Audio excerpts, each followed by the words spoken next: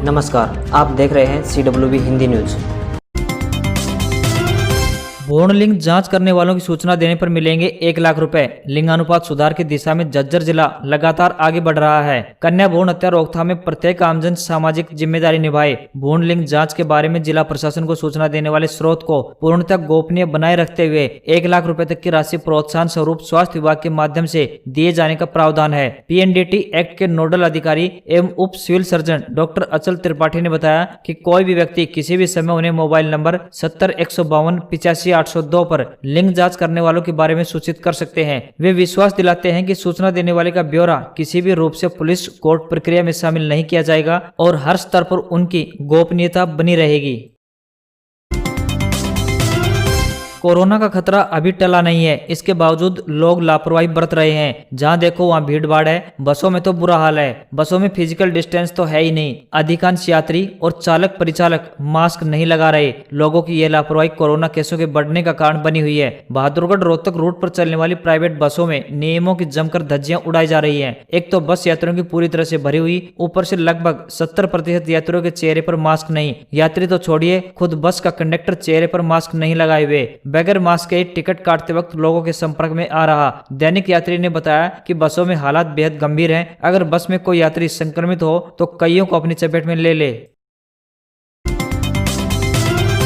त्योहारी सीजन में साइबर ठगों से रहे सावधान। आपके मोबाइल नंबर पर आए किसी भी लिंक पर क्लिक करना पड़ सकता है भारी। एक बार फिर पुलिस अधीक्षक चंद्रमोहन ने भी अपनी तरफ से आमजन को साइबर ठगों से बचाने के लिए एडवाइजरी जारी की है। साइबर अपराधी अपने मंसूबे में आराम से कामयाब हो रहे हैं। इसमें SP ने कहा है कि 1 साल में साइबर ठग जिला में करीब 23 लाख रुपए की ठगी कर चुके हैं। आमजन को बार बार साइबर ठगों से बचने को कहा जा चुका है। सबसे बड़ी इस बात पर ध्यान देना है कि मोबाइल में आए अनजान लिंक को क्लिक न करें। OLX व नापतोल इत्यादि पर मोबाइल गाड़ी इत्यादि ना खरीदें और ना ही अनजान लिंक को क्लिक करें। बीमा, लॉटरी, बिजनेस सुविधाएं, क्रेडिट कार्ड, ब्लॉक वाली जैसी कॉल का उत्तर ना दें। साइबर अपराधी कई तरीके से साइबर अपराध अपना रहे हैं। कौन बनेगा करोड़पति के माध्यम से भी ठगी की वारदात होने लगी थी।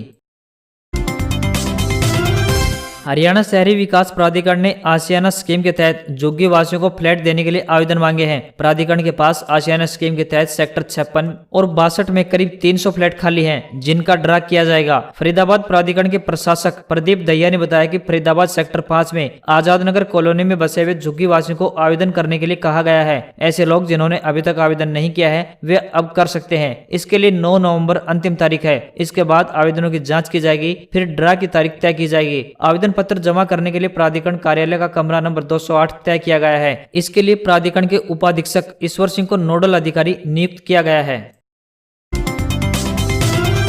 कौशल विकास एवं औद्योगिक प्रशिक्षण विभाग द्वारा जारी की गई 3 काउंसलिंग के बावजूद प्रदेश के राजकीय व प्राइवेट ITI की सीट नहीं भर पाई है। हालांकि सरकारी ITI में तो करीब 50 से 60% सीट भरी है, लेकिन प्राइवेट ITI की बुरी हालत है। प्राइवेट ITI में केवल पॉपुलर कोर्सों में ही दाखिला हो पाया है तथा अन्य सभी सीट खाली पड़ी है। हालांकि शुरुआती दौर में विभाग द्वारा केवल 3 काउंसलिंग का ही शेड्यूल जारी किया गया था। इसके तहत 28 अक्टूबर को तीसरी काउंसलिंग जारी की गई थी। ऐसी उम्मीद जताई जा रही थी कि इस काउंसलिंग में सभी सीट भर जाएंगी, लेकिन ऐसा हुआ नहीं। इसके बावजूद करीब 40% सीट खाली रह गई। ऐसे में अब विभाग ने दाखिले के लिए नया शेड्यूल जारी किया है। इस शेड्यूल के तहत भी दाखिला प्रक्रिया ऑनलाइन ही चलेगी। इसमें चौथी व 5वीं काउंसलिंग भी करवाई जाएगी तथा नए फॉर्म भी भरवाए जाएंगे। यह प्रक्रिया 5 से 20 नवंबर तक जारी रहेगी। विभाग की इन काउंसलिंग का सरकारी के साथ साथ प्राइवेट ITI को भी फायदा मिलेगा।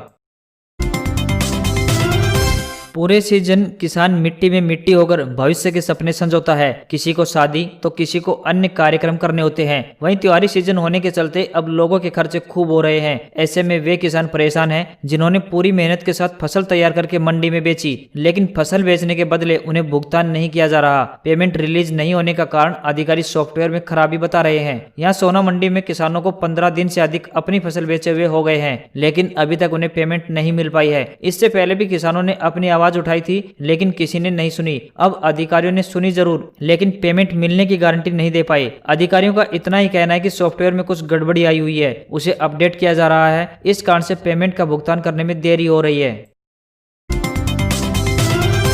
बड़ौदा उपचुनाव को लेकर गोहाना में जिला मुख्य निर्वाचन अधिकारी व जिला पुलिस अधीक्षक सोनीपत ने 3 नवंबर को होने वाली वोटिंग को लेकर अधिकारियों के साथ बैठक हुई। इस बार वोटिंग के लिए प्रयोग ईवीएम मशीनों व सुरक्षा के हिसाब से तैयारियों को लेकर चर्चा की गई। कोविड-19 के नियमों के अनुसार सभी पार्टियों की प्रचार रैली व जनसभाएं करने को लेकर चर्चा की गई। सुरक्षा के हिसाब से नाके लगाकर 1 व 2 की रात और 2 व 3 की रात को बाहरी लोगों के जिले में प्रवेश पर पाबंदी रहेगी, जिसको लेकर कई पुलिस टीमें बनाई गई हैं जो कि अपनी पैनी नजर रखेंगी। वहीं हल्के में 20 गांव में अति संवेदनशील बूथों पर पैरामिलिट्री फोर्स तैनात करने का फैसला भी लिया गया है।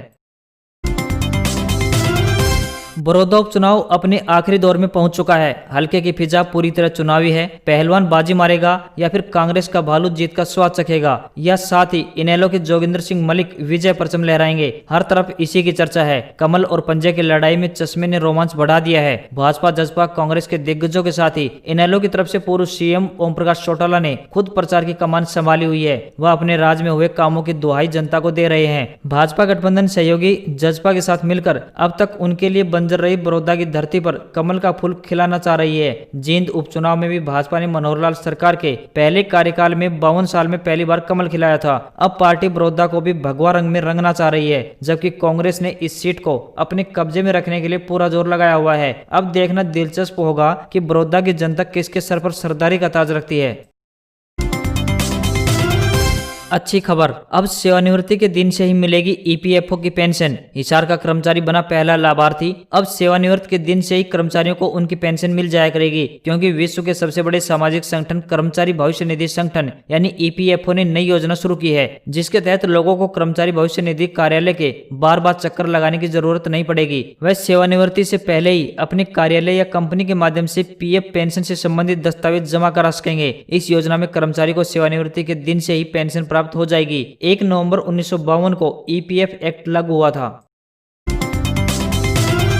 हरियाणा में अक्टूबर माह में ही ठंड के रिकॉर्ड टूटने लगे हैं। शुक्रवार रात को रेवाड़ी में पारा 10 डिग्री पर आ गया। हिसार कृषि विश्वविद्यालय के बावल स्थित क्षेत्रीय अनुसंधान केंद्र के निदेशक डॉक्टर विक्रम यादव के अनुसार अक्टूबर में 19 साल में यह सबसे कम न्यूनतम तापमान है। इससे पहले साल 2001 में तापमान 10.6 डिग्री तक आया था। वहीं हिसार में पारा सामान्य से 5 डिग्री नीचे 11 डिग्री सेल्सियस पर आ गया है। वहां अक्टूबर माह में पिछले 11 साल में दूसरा सबसे ठंडा दिन रहा। पहाड़ों पर बर्फबारी से उत्तर पश्चिमी हवा से मैदानों में ठंड उतरी है। बादलों के छाने से पारा कम हुआ। हवाएं शांत हैं, जिससे कोहरा छाता है। इससे सर्दी बढ़ी है।